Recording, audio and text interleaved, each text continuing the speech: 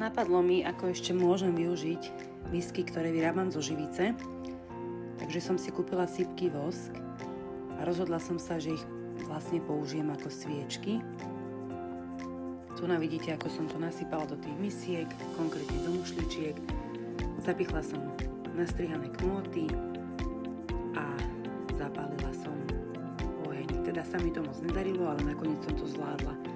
Tu vidím vlastne na svetle, keďže som to robila vlastne pod svetlom, že není vidieť, že by tie sviečky, respektíve ten vosk horel, ale reálne boli naozaj zapálené. Výhodou tohto sypkého piesku je, že keď sa prevráti tá sviečka, tak sa vlastne okamžite sama zadusí, takže vlastne